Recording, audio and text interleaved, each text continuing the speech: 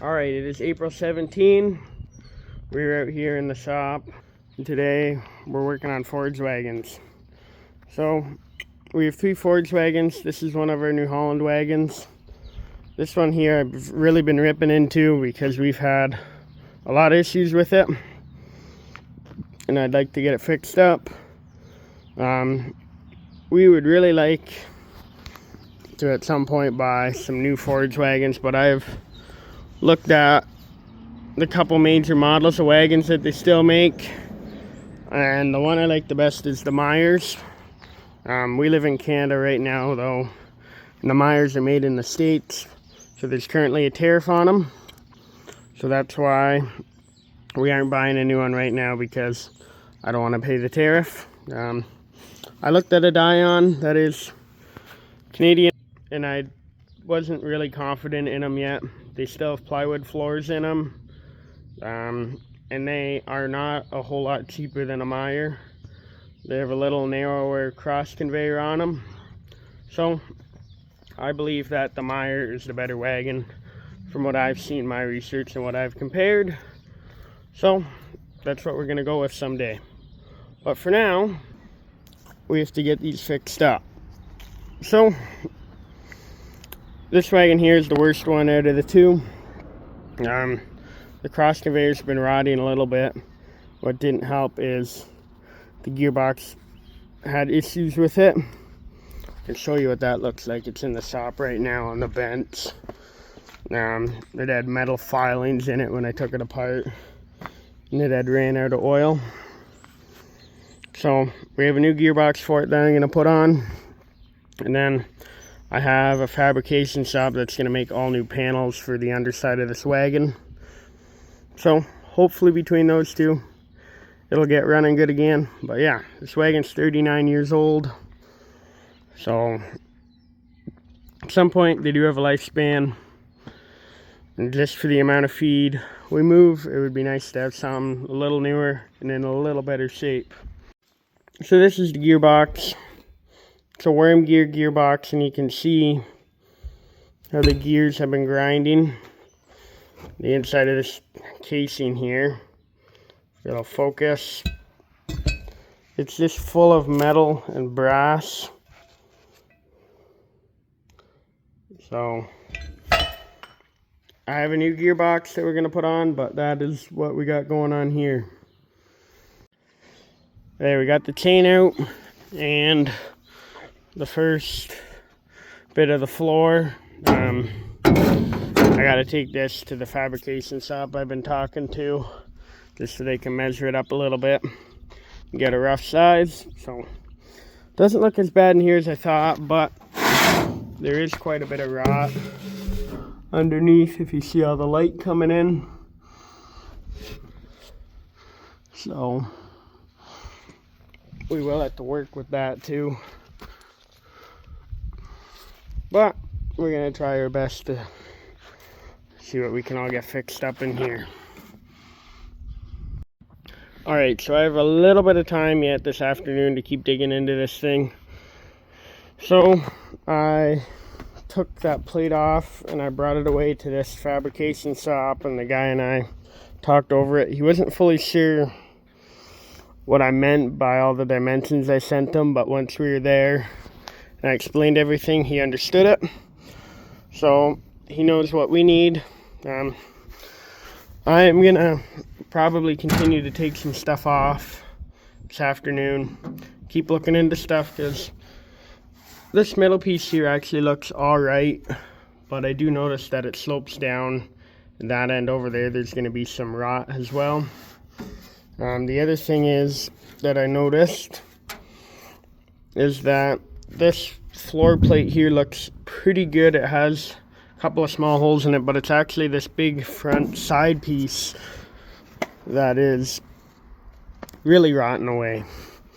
So I don't know what we're going to do there. I'll probably look after that myself, because this whole front is one big piece, and that's a lot of stuff to take off. So I feel like I could quickly make something, cut out all that rust and weld it in myself rather than getting someone to fabricate that. So that's what we're gonna look at doing.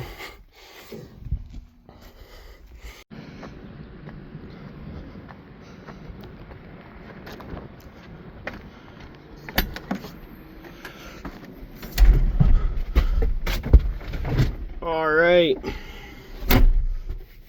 So we're in the cab tractor right now. Mom today ran and picked up a load of fertilizer.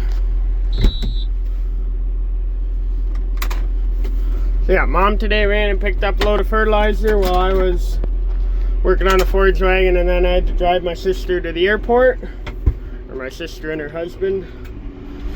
So that's what I was up to. But now we have a load of fertilizer to put on our triticale. So we have 9 acres of triticale that we're just doing as an experiment. And we're gonna go ahead and put some nitrogen on it to help boost it to grow. This is our first year trying triticale, so it's kind of fun. Something different.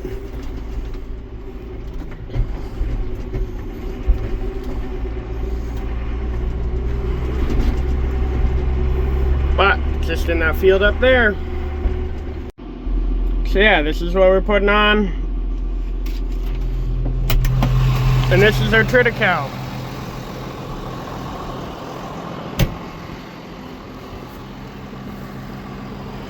So it's a little bit short right now, but it's just starting to warm up here in Ontario.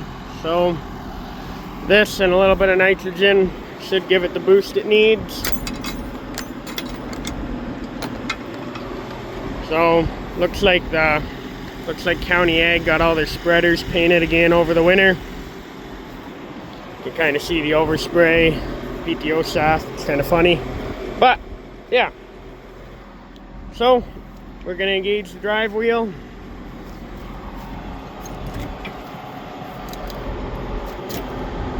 Should be this one.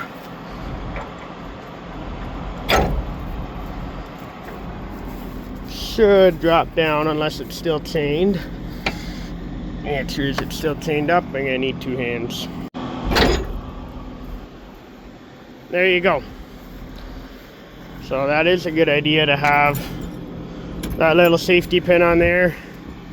Years ago, probably 8-9 years ago now, when I was a whole lot younger, my grandfather actually was going down the road and that wheel fell down and he dumped a load of fertilizer out on the road, so by the time we got home it was all gone. So that was interesting, but anyway.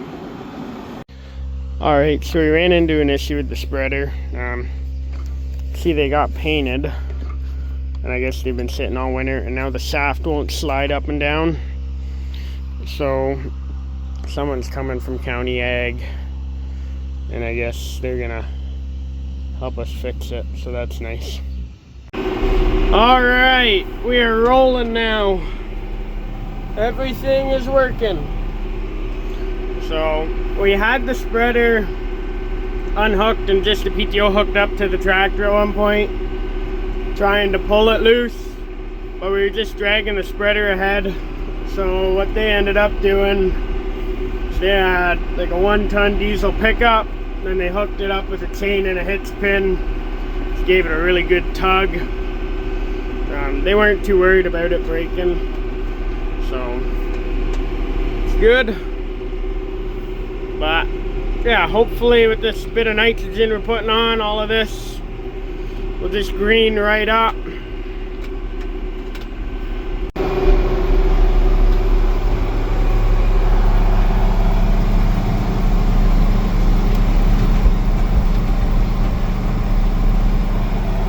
We are leaving a little bit of a track wherever we drive in the field, but I think it's pretty important to get the fertilizer on, so that's why we're putting it on right now, even though it's still a touch wet.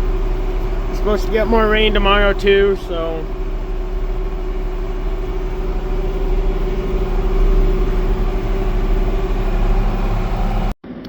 and there we go. We got it all spread. Can actually see, I grab one little white thing on the end of my fingertip. That's the fertilizer. So there you go. Probably another 20-30 days till this is ready to cut, but it's got a long way to grow in that time. But there's some better spots over there. It's a little better. But anyway, 9 acres of triticale, just as an experiment. Alright, it is now Easter Sunday, so it's been a couple of days since I spread the nitrogen on the triticale. But you can just see how it has greened up and grown a little more. We had a little bit of a warm rain the following morning after spreading it on. So that kind of helped, I think. Yeah, things are greening up really nice over here. You can still see where I drove a little bit, but that's fine. Anyway, I'm happy with how this is looking. Alright, I'm just in the barn doing night check now. Just dropped everything up. So, just finished cleaning stalls and pushing up feed. But things are going pretty good in the barn. Early this week we were milking 67 cows. But we dried 2 off recently, so now we're back down to 65. But this little heifer calf over here was born this week, the one that's trying to eat calf starter. She's doing really well. Right away when she was born, within the first hour, she was drinking out of the nipple pail. So that was good. And then this red and white bull calf over here, he's doing a lot better. He had a little bit of a sore leg, but he's up and at it, drinking 7 liters a day. So, yeah, that's what we got going on in the barn. So hopefully next week we can get started hauling manure, and then maybe if we're done doing some field work. But time will tell. If not, there'll be lots of stuff to keep working on. So I'm not too worried there. But thank you very much for watching. I hope you enjoyed.